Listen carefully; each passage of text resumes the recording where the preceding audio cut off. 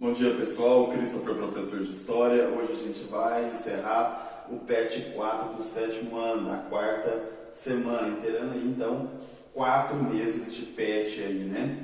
A temática vem Sociedade Açucareira no Brasil, Colônia, né? O que quer dizer isso? Novamente eu vou voltar lá, que hoje a aula vai ser bem curta, né? Porque a terceira questão é uma questão de opinião. Então qual que era essa relação? Existia aquele famoso Pacto Colonial, não é? Vocês lembram o que é esse Pacto Colonial? Esse Pacto Colonial, né? Ele nomeava as duas nações, uma chamada metrópole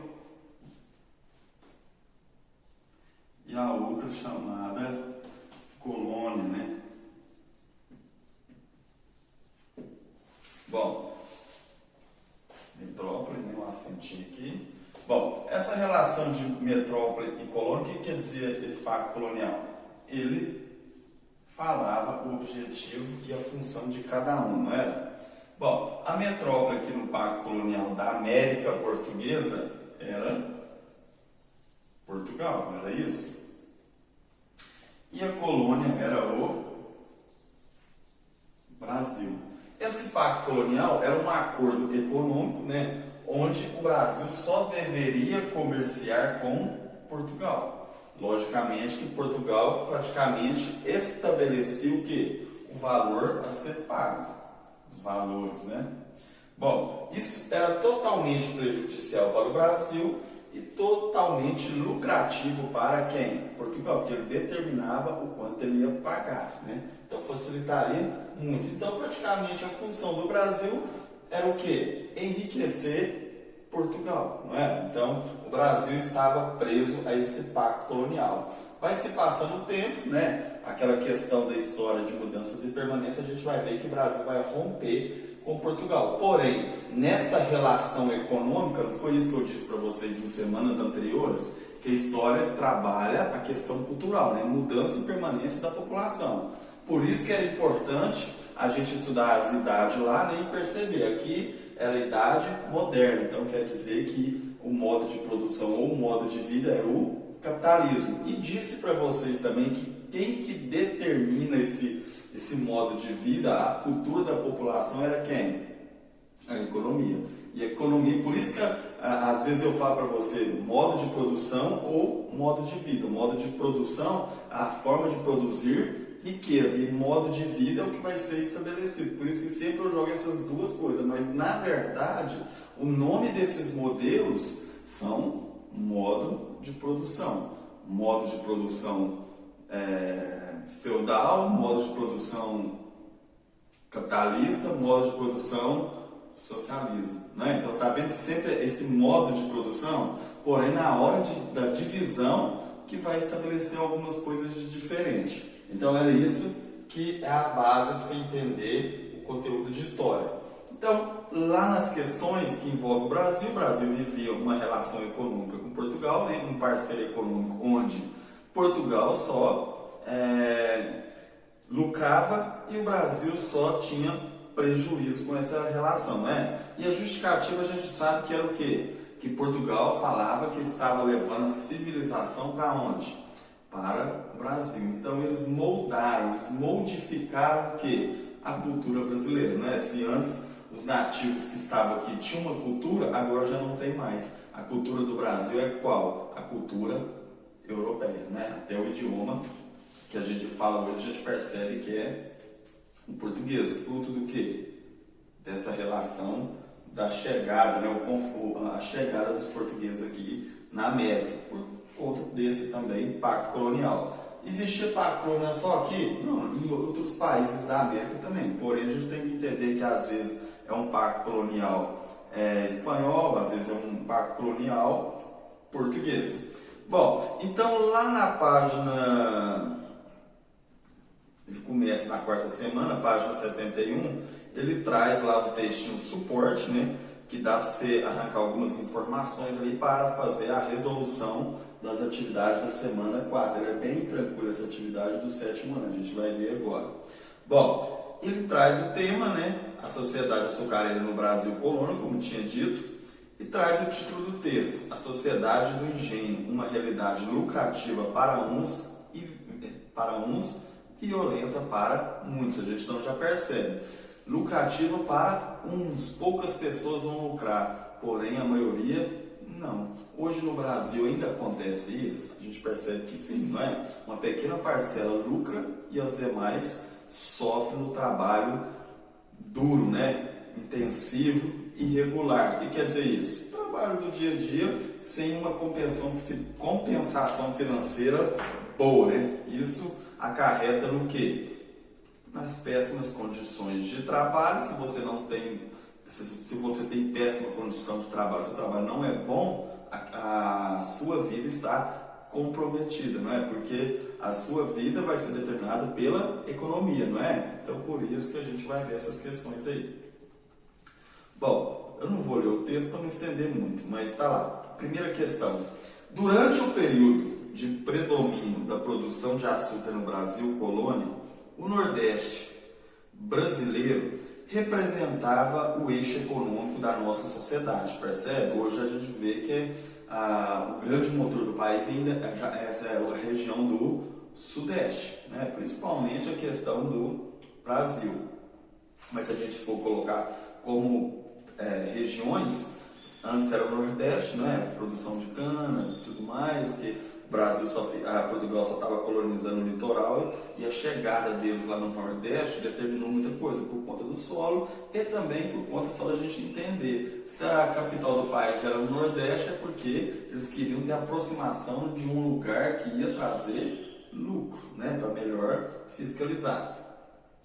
Pautada na desigualdade social, representada na concentração de riquezas nas mãos dos senhores de engenho, enquanto uma massa enorme de trabalhadores livres ou escravizados não vivenciavam as riquezas que a produção de açúcar gerava.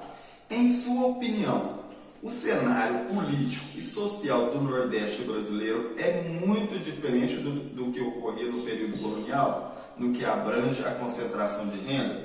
Basta a gente entender aquele conceito que eu sempre estou falando para vocês na história: mudanças e permanências. Mudou um pouco o cenário político, porém algumas coisas permaneceram, né? E uma dessas coisas que permaneceram é o quê? É o que ele traz no enunciado aí, ó, pautada na desigualdade social. A gente percebe que no Nordeste ainda ocorrem muitos problemas de desigualdade social. Uma pequena parcela vive-se bem, porém as demais não, não é? Seja na época ela era escravidão, o que mudou algumas coisas? Não tem escravidão, entre aspas, que a gente de vez em quando a gente vê notícias onde alguém tá jogando aí que tem, como que fala, noticiando alguns casos aí de escravidão em alguns pedaços, né, ainda acusações, né? Então a gente percebe que, se falando assim diretamente, escravidão não existe mais, é algo que a gente não pode afirmar 100%.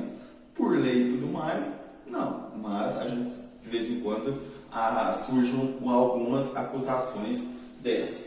Bom, então o que eu pus lá?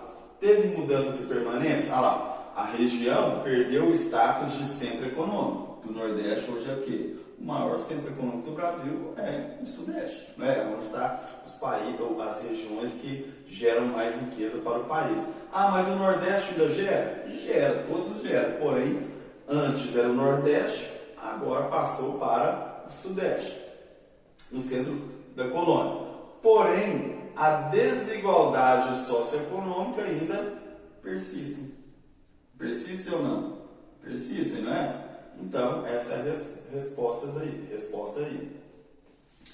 Bom, na questão número 2, lembrando que, como é uma questão de opinião, às vezes pode modificar um pouco. Questão número 2. Descreva as etapas da produção de açúcar. Como assim produção de açúcar? Como que eles faziam para chegar no produto final, que é o açúcar? Eu já saí assim na mão? Não, ele teve todo um processo, né? Nesse processo, ele traz lá no texto, no corpo do texto. No corpo do texto ele traz, consistiam na colheita, né? Primeiro você tem que plantar, depois você vai colher a cana, não é através da cana-de-açúcar que é realizado a cana-de-açúcar para produzir o açúcar. Realizada pelos escravizados, né? O trabalho que era compulsório. O que é o trabalho compulsório? É o trabalho forçado. Depois de colher, levadas às casas das moendas. O que são moendas? Moendas é aquele negócio para moer a cana, não é? Onde através de tração animal, depois coisou, tem que transportar para outro lugar, né? Tração animal ou rodas de água, quer dizer, roda que vai girando, girando e o trem vai movendo. Eram moídas para extrair todo o caldo. Posteriormente, este caldo era cozido até virar o melaço e deixado em formas de barro para pingar ou purificar. Depois de 20 dias era cortado, empacotado e embarcado para a Europa. É só lembrar, cabeça, esse negócio de garapa, de cana, é praticamente aquele processo, porém depois que ele transformou naquele caldo, aí vai passar por outras transformações até chegar ao açúcar, né?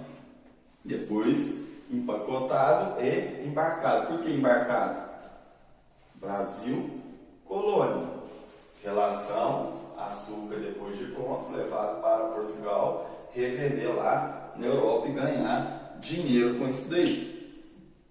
Bom, e na última questão, como eu disse, a atividade é pouca, né? Bem tranquilo. Elabore um pequeno parágrafo narrando como você imaginaria a vida de uma pessoa escravizada no Brasil, desde sua captura até a sua vida de trabalho forçado. Busque imaginar todos os âmbitos da vida social de um escravizado, envolvendo sentimentos, saudades da terra, sonhos e sofrimento. Bom, pense, você morando em um local, né, mais especificamente lá na África, você era retirado, né, da sua terra natal pelos portugueses, levado para um local desconhecido. Chegando lá, você ficava preso em um lugar, você saía só para trabalhar, você não iria receber nada, e se você não tinha tanto experiência para mexer nas coisas, ou começar a se enrolar no serviço, você era castigado, né? Então, você não tinha uma vida de liberdade, você ia trabalhar forçado, não sei o que, sem contar o que? Às vezes, você morava com seus pais aqui e você foi para um lado, seu pai para o outro, sua mãe para outro, seus irmãos para outro lugar. Você era separado da sua família para ser escravizado. É uma vida muito sofrida, né? O que a gente pode dizer, é uma vergonha o que aconteceu lá, que essa vergonha não pode ser apagada, ela sempre tem que estar sendo lembrada, né? Para nunca mais ter que acontecer um tipo desse, né? Você pegar um outro ser humano e colocar ele como escravo, né? Então, gente, é um textinho aí que basta você fazer o quê? Se encarnar num escravo e pensar, será que a minha vida é boa? Por que está acontecendo isso comigo, né? Então, assim você consegue fazer essa questão 3. Ela é uma questão de opinião, a questão também 1 é opinião, a questão 2 é esse trajeto, você tirar da sua terra natal, né? Aí você é um nativo, né? Que é o nativo original da terra, levado para um local desconhecido, chegando lá você era escravizado, humilhado, castigado, né? Diversas vezes, então isso é uma coisa muito ruim, né? Bom, aqui a gente termina o PET 4 e semana que vem a gente dá início no PET 5. Beleza? Até a próxima aula aí pra gente aí que tá fazendo o PET 5.